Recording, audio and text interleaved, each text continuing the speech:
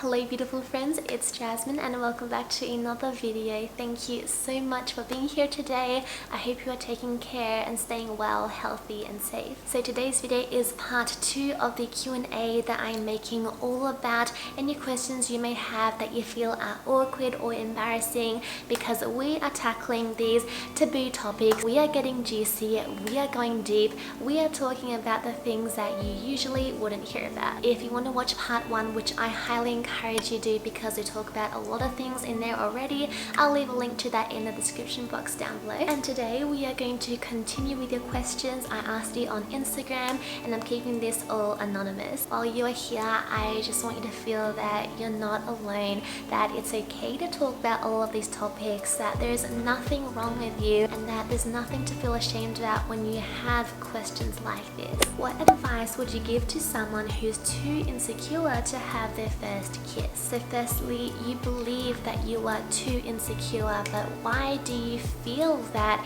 you are insecure? Just double check with yourself if this is a story you are telling yourself, or if there actually is a bit of insecurity triggered by some past traumas or wounds. And you know, when someone loves you, they're going to see past your insecurities. They're not going to judge you by how you kiss. When someone loves you, they're going to want to kiss you. And it's still totally normal and okay to feel a bit insecure about kissing someone, because as you mentioned, you haven't had your first kiss before. So be kind and be compassionate to yourself. And when it does happen, simply surrender, be present in the moment, and allow yourself to feel and act in whatever way that comes naturally for you when you do have that first kiss. And also, just a little heads up, first kisses usually aren't anything too juicy like lips and tongues going everywhere.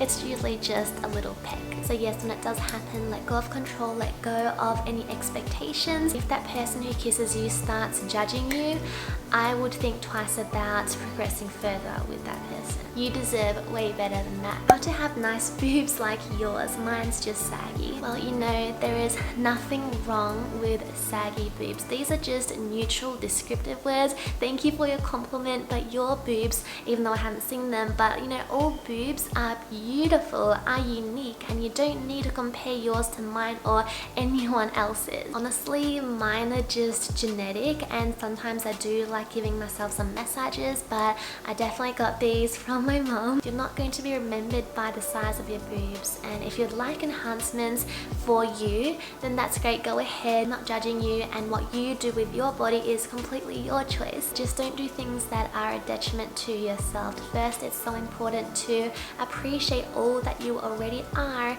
in this present moment. Saggy, perky, whatever your boobs are, you are beautiful because you are a creation of God. How did you tell your parents when you got your first period? Oh, this is such a good question. So I definitely did feel quite awkward having to tell my mum, but I knew I had to because she had pads and I didn't know how to get pads myself.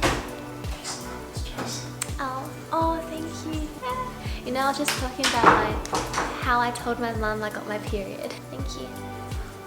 This hair is really good. So yeah, the day I got my period and just before I told my mum, I definitely think that she already sensed it. It's just a mother thing. I just went up to my mum after school and I was like, Mum, I think I got my period, and she was just so happy and she gave me a bunch of pads and things. So yeah, it was a bit awkward, but we are fine. We are so open about talking about these things now. How was your first time having sex? Was it painful or was it okay? So I'll save some details just to keep private between my boyfriend and I and respect him in that way too. But overall, for me, my first time was such a beautiful experience. It was beautiful because we were both exclusive and committed to each other. We are both mutually respectful, and on the first time Josh was extra respectful because he knew it was my first time. I didn't have any expectations of what it would be like. I just let myself be present, surrender, and let whatever happen happen. As for pain, yes, it was a bit painful, maybe more than a little bit. Like I said, it was still such a beautiful and a wonderful experience that I'm very, very grateful for. before. So a tip for your first time is to practice crystal clear communication with your partner. It really is all about communication, and that's for me what also made it such a beautiful experience. How to get rid of the need for external validation. I do believe that we need external validation in some way in order to feel like we belong and we are accepted. It's completely normal and part of being human, perhaps more of the ego side, but the main thing is don't let seeking external validation hold you back from happiness and being your most authentic and highest self. Always know that you can choose how you feel about yourself. So if you feel that you need to let go of external validation, start changing this behavior by validating your own choices more. So wear what you want to wear, not what someone else thinks you should wear, or create content that you want to create, not because everyone else is creating it. If you want to decorate your room in some way, then do it that way. Validate your choices and declare your worthiness, your value. You get to choose your worthiness, how you feel. Let go of people pleasing too. There's no one you need to impress. Someone's opinion or judgment about you isn't going to make you any more or less lovable. Do things that bring you joy without having to explain yourself either. If you want to dance, dance. If you want to paint or sing or cook, do things for you that bring you happiness. And also acknowledge more of your successes and accomplishments and celebrate them. Don't let looking for validation from someone else stop you from going after your dreams. What are your thoughts on sex? How do you know it's the right time and person? So like I mentioned in the first Q&A, I got a lot of questions around sex and this topic, which I think is really great. I'm very grateful that you trust me and are so open to share your questions with me. It is seen as a taboo topic, and that's why I want to talk about it, because it's important and there's nothing wrong, bad or unusual about sex. Sex is so normal, and I talked about the first part, what are your thoughts on sex, in the first Q&A, so you can go back and watch that part. Overall, I said that I like to call sex making love, and it's a sacred act between two lovers who are in true love of coming together and sharing love on a deeper and more intimate level. When the right person comes, you just know in your heart. You feel aligned and you don't feel like you are betraying yourself or settling for less. You know it's the right person when you look at them and you just love. You also feel respected by them, and as for the right time for it to happen, you just know. My best advice is to not ask for advice from someone else and listen to your own intuition. You know when it's the right time for it to happen. The more you get to know someone and fall in love, you will be more comfortable, and one day you will just feel ready to share love in this deeper way. For me, it was all about time, and after getting to know my boyfriend for a while, then one day I just felt ready and I knew it in my heart. When is the right time to lose virginity? There is no right time, so don't ever feel pressured just because all your friends have or society says you have to. I talk about virginity in the previous Q&A as well, so I encourage you to watch that part. You do it when it is right for you, and like I said, listen to your own intuition. Don't do it because of external pressures. Do it for you. If your partner is pressuring you to have sex, then I would think twice about really being with this person too, because your partner, someone who really loves you, isn't going to ever force you or pressure you. You truly deserve someone who loves you, is patient and respects you. I'm quite embarrassed with my body hair. Sometimes I'm just lazy to shave or wax it. There is nothing to be embarrassed about. It is totally normal to have body hair, and girl, sometimes I'm even lazy and I've actually got some arm hairs growing right here, and that's okay. You're just human. Have you ever farted secretly while strolling in the street?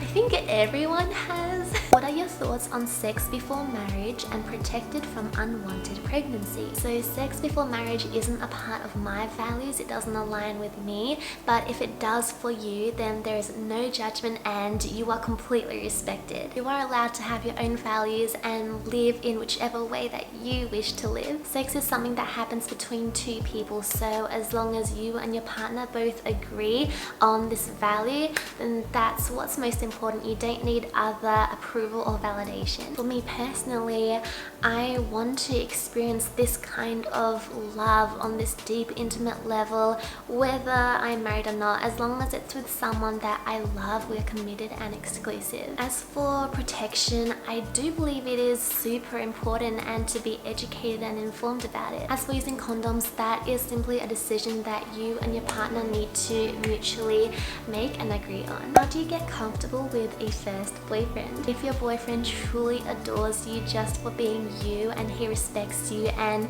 you are his #1 priority, then you don't need to be someone you're not. You won't need to change and act any differently. If he's the right person, you will naturally feel comfortable. As the relationship progresses and you do new things together, you spend more time together, you will get more and more used to each other. Also, if you ever feel uncomfortable for any reason, always communicate this with your boyfriend. Remember that he can't read your mind. Why are you not plant-based or vegan anymore? So I got quite a lot of these questions. I've been sharing more cooking recipes on my Instagram, which I've been absolutely loving doing again. A lot of you have seen that now. I use eggs, I eat tuna, and actually I stopped labeling myself as vegan over a year ago now. I just never talked about it openly because I was scared to be judged. But now I just feel so comfortable and confident in my choices that's why I'm talking about it today. So I stopped being vegan over a year ago because I realized that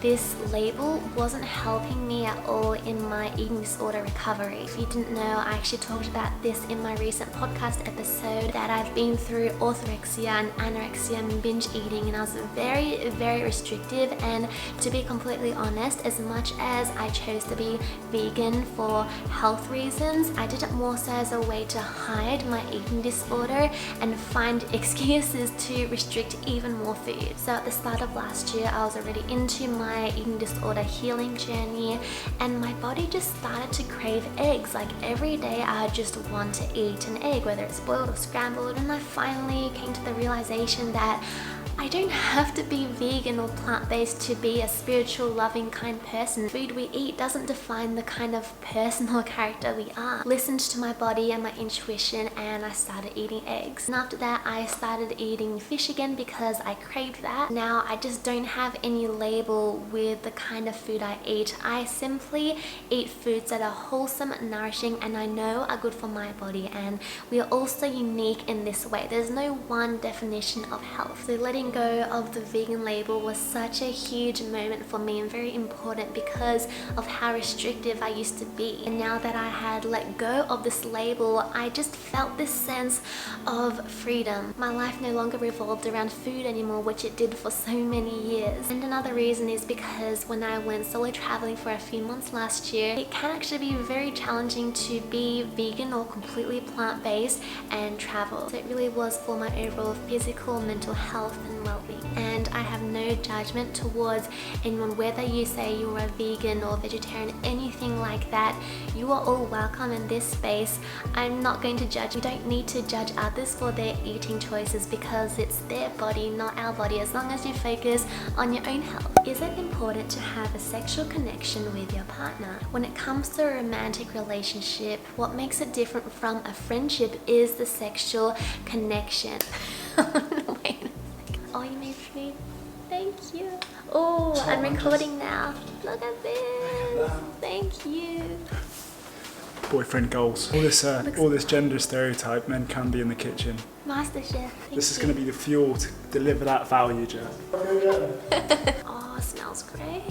I think Josh made, we have some rye bread with avocado and tomato, some fresh red peppers, and leftover salmon from last night. Ooh. So as I was saying, if you are in a romantic relationship and you feel that you don't have any sexual desire, that's okay too. Communicate that with your partner. Doesn't mean there's anything wrong with you, but also if you are in a romantic relationship, you can still have a loving, happy, healthy relationship if the both of you feel this way towards each other. So relationships are always about teamwork and sharing same values if you really want to make it work. So yes, while I think sexual connection is important if you want to go deeper and more intimate with your partner, I don't think it's essential because we're all unique and we can live however way we want to. Have you ever farted in front of your boyfriend? How do you deal with it? I definitely have, but silently, so he's never heard it before. I don't know when I'm gonna break it, but he has farted a few times. He's already very comfortable with farting. Slightly explicit, but how will I know as a girl that I've had a climax? Ooh, this is a great question, super juicy, and I love it. So firstly, I would say don't have any expectations of how you think it will be or feel like. And that's because every woman is so different and there's no need to compare ourselves with other girls. There is no right or wrong way to feel it. So I'm gonna be answering this based on my own experience and what I know are common ways that you'll know you've had a climax. So you may feel your muscles contracting down there, you may have more heavy breathing, you may feel body vibrations, your clitoris may lubricate more, and overall you'll have an amazing feeling because it's all about pleasure. A way I can describe it is that it feels like fireworks. You just feel this beautiful, amazing tingling sensation. It happens to me. I feel very, very connected to my body. I also think it's really important to experiment on yourself first so you know how it feels like for you. So if you're curious on how it feels like, then give yourself an orgasm first, and that's the only way you know it's happening when you're with your partner. You'll just know when you are having a climax. Your body will feel different, but ultimately don't ever feel pressure to have an orgasm when you are making love. It doesn't make you any less of a woman if you don't. It just is what it is, and ultimately making love is all about being present in your body and feeling pleasure. How do you deal with your period while living with your boyfriend? I mean, does he understand? Yes, I'm very open about letting him know that I'm on my period, and I've been informing him more about it as well, and he's just super chill and respectful about it. What do you think about masturbation, Jazz? I think it is a completely normal and natural thing, and if you want to experiment, go ahead. It's actually really, really good for your future sex life because you are getting to know your body more and what feels good for you, ways that you like to feel pleasure, and the more you know yourself and how you like to feel pleasure, then you can let your partner know what feels good, and that can lead to a better sex life. You don't need to feel ashamed about it. It's so normal. Have you ever been afraid of kissing or having sex? Sending you much love as well, and it's not too personal. This is why the Q&A is called awkward or embarrassing questions. I've never been afraid of kissing. I think before my first time having sex, I definitely felt a little bit afraid. I think this fear just came from I had no idea what to expect, but otherwise I wasn't afraid of any other intimacy. Alright, so those are all the questions for the Q&A. Thank you so much for submitting them in. I appreciate you all wholeheartedly, and if there are any other topics or things you want to discuss, leave in the comment section down below, or you can even join my membership and we can talk more about it there in the live calls where I will join you in video, in person, live, and I can be there to guide you, chat with you, talk with you. I've been absolutely loving this membership. It's such a wonderful little community inside. It's so safe. We talk about all different topics, so you're more than welcome to join. The link will be in the description box down below. I hope that after watching this video you are not feeling alone, you feel more connected, you feel like you're more open to talking about these things, that there's nothing wrong with you, and that you are worthy. You are a beautiful human being with so much to offer. You are valuable, you are unique. If you haven't yet subscribed to join our beautiful family here, you're more than welcome to by clicking subscribe, and I will see you in the next video. Take care, sending you all